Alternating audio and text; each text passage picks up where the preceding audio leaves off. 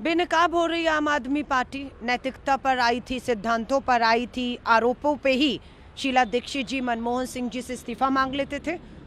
आज आप तिहाड़ जेल में, आपका जेल मंत्री सारे नियम और सुरक्षाओं से समझौता करते हुए एक के बाद एक दिख रहा है।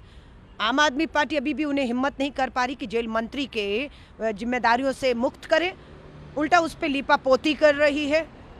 तो ये बेशर्मी है मैं कहूँगी, और बिल्कुल समझौता किया जा रहा है और उसमें भाजपा पूरी तरह से शामिल है। सीसीटीवी फुटेज भाजपा के पास आ रहे हैं, यानी कि सितंबर का जो वीडियो है, सीसीटीवी फुटेज भाजपा के पास थे। चुनावों का इंतजार था, कार्रवाई करने की बजाय उन सीसीटीवी फुटेज का राजनीतिक इस्तेमाल करके दोनों के बीच में एक समझौते की राजनीति हो रही है, मुद्दों से भटकाने के लिए, और कुछ नहीं है। मैम, क्योंकि चुनाव करीब है, तो आप क्या कहेंगे? देखिए, मैं बिल्कुल ये मानती हूँ कि दिल्ली की पुलिस और प्रशासन देश के गृह मंत्रालय के अधीन आता है और दबाव में है बहुत जगह पर जो कुछ भी मैंने देखा वहाँ पर वो बिल्कुल गलत है। मैं अपने सभी लोगों को कहूँगी, आपको बिल्कुल हिम्मत नहीं हारनी। मुझे मालूम है विपरीत परिस्थितियों में पुलिस प्रशासन के सहयोग के बिना हम ये चुनाव लड़ रहे हैं, लेकिन जो वहाँ पर हुआ वो भी गलत है, मैं उसकी निंदा करती हूँ। बिल्कुल ऐसा नहीं होना चाहिए था। देखिए, देश का गृह मंत्री खुद गुजरात चुनावों के बीच में पहले तो बिल्किस बानो के जो दोषी हत्यारे बलात्कारी हैं उन्हें रिहा करते हैं, उनके गले हार डालते हैं, उनसे वोट मंगवाते हैं। और आज हम एक बार फिर से देख रहे हैं कि 2002 के जो दंगे हुए, खुद 2022 में आकर भी उसी का जिक्र करके आज भाजपा वोट मांग रही है, ना कि अपने 25-27 साल के कुशासन डबल इंजन की सरकार के नाम पर, उनके कामों पर नाम पर। तो शर्म आती है, दुर्भाग्य है इस देश का। चिंता करने की बात है कि देश का गृह मंत्री 2002 के दंगों का जिक्र करके एक बार फिर से 2022 में गुजरात के लोगों से वोट मांग रहा है। मैम, ओवैसी ने इसी वीडियो में कहा है कि तो आप 2002 की वही बात कर रहे हैं जिसमें बिल्किस बानो के जो आप आरोपी हैं उनको रिहा कर दिया, तो इन सभी चीज़ों को आपको याद करना चाहिए। कैसे देखते हैं? देखिए, ओवैसी तो बिहार हो, उत्तर प्रदेश हो, गुजरात में भाजपा की मदद करने जाते हैं। उन्हें मालूम है कि जिनकी आवाज़ आप उठा रहे हैं उन सबका एकजुट रहना भाजपा की सांप्रदायिक राजनीति के खिलाफ जरूरी है।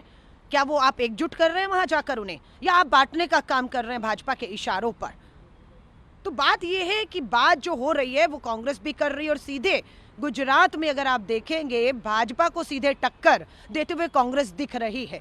लेकिन आम आदमी पार्टी हो दिल्ली की, ओवैसी हो, वहां पर जाकर भाजपा के खिलाफ वोट को, जो गुस्सा है लोगों का कुशासन भ्रष्टाचार के खिलाफ या जो फैसले हुए हैं उसके खिलाफ, सीधा कांग्रेस पे आता हुआ दिख रहा है। और इस कांग्रेस की तरफ आते हुए भाजपा के खिलाफ वोट को बांटने का काम, भाजपा की मदद करने का काम दिल्ली के अरविंद केजरीवाल और ओवैसी कर रहे हैं, ये सबको दिख रहा है।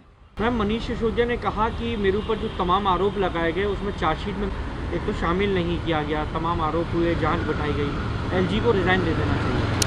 देखिए, मनीष सिसोदिया को मैं याद दिलाऊंगी, अपने सारे वीडियो खोजिए, नहीं है तो हम दे देंगे। रामलीला मैदान में डॉक्टर मनमोहन सिंह जी, शीला दीक्षित जी का इस्तीफा, आरोपों पर ही तो मांगा आपने। आज 8 साल से आप सत्ता में, केंद्र में भाजपा, 8 साल कम पड़ गए। सारा पुलिस प्रशासन, सरकारी फाइलें, जांच एजेंसी आपके पास है ना, क्यों अभी तक जो आरोप लगाए थे वो साबित नहीं कर पाए? आप इस्तीफा मांगा था ना आपने। आज आपकी जब बारी आई है, गंभीर रूप में आरोप ही नहीं है, साबित भी हो रहे हैं। लोग पैसा लेते देते भ्रष्टाचार में पकड़े भी जा रहे हैं। 1300 करोड़ रुपए का क्लासरूम घोटाला सामने आया। शराब नीति में घोटाला नहीं था तो क्यों सीबीआई के डर से मनीष सिसोदिया जी शराब नीति वापस ले लिया आपने? सत्येंद्र जैन जेल में बैठे हुए हैं, कोर्ट बेल नहीं दे रहा क्योंकि कोर्ट भी मानता है कि सत्येंद्र जैन कहीं ना कहीं हवाला और मनी लॉन्ड्रिंग में पाए जा रहे हैं। उसके बावजूद भी आप इस्तीफा नहीं देते, बेहद बेशर्मी से उस पर लीपापोती कर रहे हैं। इस्तीफा दीजिए, जांच का सामना करिए, निर्दोष साबित हो तो मैं अरविंद केजरीवाल जी को कहती हूँ, जिनके लिए आप भारत रत्न मांग रहे हैं, जिनकी तुलना भगत सिंह से कर रहे हैं, उन्हें अपनी मुख्यमंत्री की कुर्सी दे दीजिएगा, अगर इतने हैं आपको वो ईमानदार लग रहे हैं तो। मैम, एक आखिरी सवाल, अरविंद केजरीवाल लेना चाहिए उनको? नहीं, ये देखिए, इन दोनों की नूरा कुश्ती है।